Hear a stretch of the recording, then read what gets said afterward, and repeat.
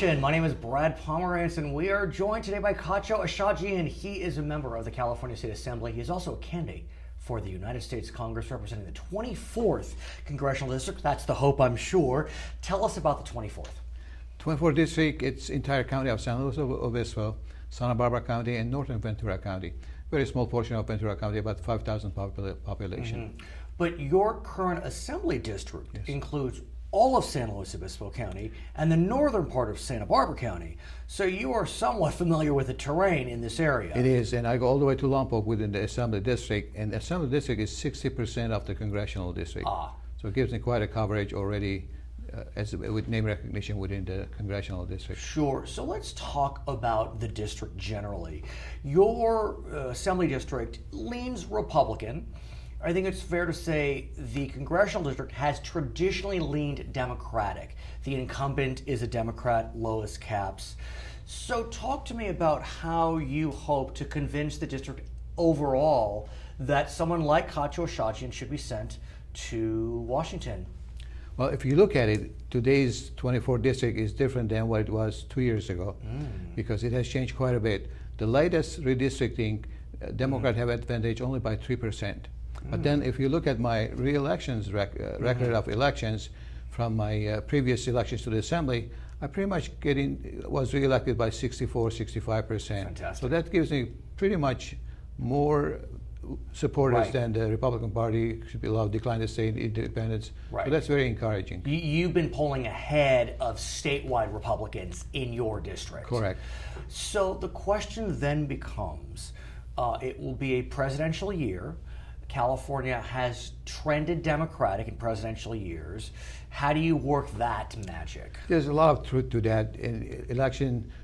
During presidential elections, it's a little more difficult, but it all depends who's the top of our list. If we get the electable president, somebody with charisma and well-liked and trusted and respected, that will help the rest of us who will be on the same ballot.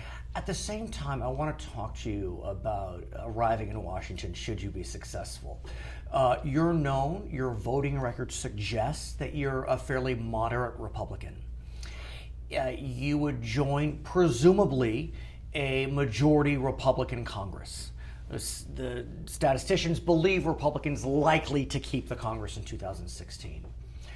But the current leadership in the Republican Party in the Congress is perceived, and their record suggests they are farther to the right than moderate Republicans are. So how do you make your voice heard? Because, in Sacramento, your moderate stances seem to work. The Democrats were in control and you could work with them, but now you'd be coming at it from a different angle. The philosophy doesn't change. Being a moderate is just saying that we're able to listen to all concerns, not just necessarily to both parties, but to all concerns, being able to bring something that with common sense and be able to package it well and sell the product that's attractive to all concerned and make it happen. But what's interesting is, in Sacramento, Republican Party leadership, at least lately, has been willing to allow its more moderate members to play with the Democrats, with other moderate Republicans. Yes. In Washington, that playing is not so appreciated. Playing with, quote, the enemy, the Democrats. And so look, you're known as one of the most likable guys in Sacramento. Democrats, Republicans, they love you. How do you, translate that likability in a place that's so much more partisan, so heavily partisan? Well, that means that the challenge is a little bigger. I have to work harder, but the bottom line is we'll make things happen. I have to represent the 24 districts first, and then with the philosophy of the party that will follow me. Sure. Okay, so let's talk about why you're doing this. It's a key question. You've been a successful businessman in San Luis Obispo County. You had a successful term, I think 2 terms in Board of Supervisors. 3 terms. 3 terms in Board of Supervisors, now 3 terms in the Assembly. You could pack it up and enjoy the beautiful Central Coast. What made you decide, nope, I want to continue my service and look towards Washington, D.C.? It is just like the way you put it. I have my business background for 37 years. I still have my businesses, and that's our main source of income. I have served the public from the local government as county supervisor, later on from the state assembly, serving the state level. It just, if you look at the trend, It's just the right time for me to go to Washington, D.C. and take all this experience with me. I think the business background, the political background, and my voting record and the trust of the public, it's just the right time. And as you know, Ms. Scapps is retiring. Yes. It's an open seat, which might attract more people to run, but so be it. That's the price we pay for democracy. So, should you arrive in Washington, what committee assignments would you seek? Because as you know, that really dictates what areas in which you become an expert. Actually, I like to keep some of my committee assignments that I have at the state level, Sure. such as transportation, banking and financing. But on a federal level, I like to get involved with foreign affairs, and especially if there is anything to do with Middle Eastern politics. And let's talk about that, because it is known you are of Armenian descent, Yes. but I believe you were born in Lebanon. Very correct. And so, you know, Lebanon faces challenges. Other Arab nations are facing challenges. I mean, Syria, it just breaks your heart every day what's happening in Syria. The Israeli-Palestinian conflict continues. As we speak today, the Iranian negotiation is marching forward. I mean, be careful what you wish for. Maybe you could do European affairs. It may be a little easier. But talk to me about the Middle East. Middle East, speaking the language. Hey, do you speak Arabic? Correct. Fantastic. And understanding the culture and the religion, I think that will give me an advantage to those who have been involved. Right. And I'm very pro-Israel.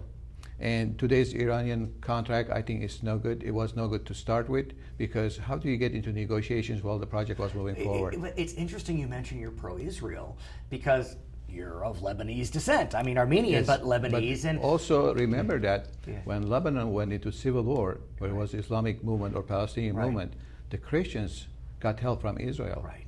And that's one of the reasons that the Christianity survived in Lebanon. Right. So And also that we always look at each other as good business people, never rivals. In '67 war, Right. when the Arab countries got united against Israel, Lebanon wasn't part of it. that's true. So Yeah, there's a that's lot of true. history between Israelis and Lebanese people. And Lebanese people, if you go back to the Bible, they're known as the Phoenicians. They don't like to be called Right. Like the like the Iranians rest or of- Persians. Yeah, and Lebanese people love the Phoenicians. So let's talk about Lebanon, because I have been told that 30, 40 years ago, it's the Paris of the Middle East.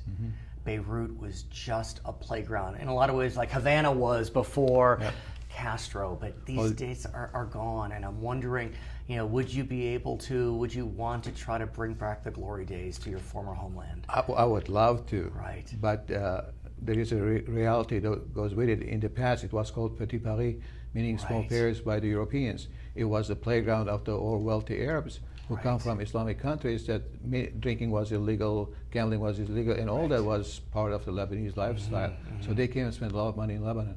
Now, a lot of areas that are occupied by different terrorist Right. groups, unlike there's a little bit of Beirut, it's still ruled by Oh, Christianity. is that true? Is it Yeah. nice? Is it It's very still- nice, okay. because especially if you go up at night, you don't think you're in torn Right. apart Lebanon. Sure. The cars you see, the parties you see, is totally different. Daytime, you see the poverty, you see cars that are falling apart while they're driving on the street.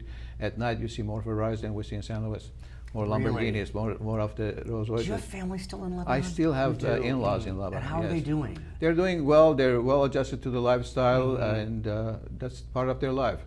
Right. It's nothing you desire to be there, especially for us who are well accustomed to our lifestyles in America. Right. But there's that attachment, there's that connection. His name is Katcho Achadjian. He is a member of the State Assembly running for Congress, the 24th Congressional District, which is Santa Barbara, San Luis Obispo, and a little bit of Ventura County. My name is Brad Pomerance. This is Local Edition.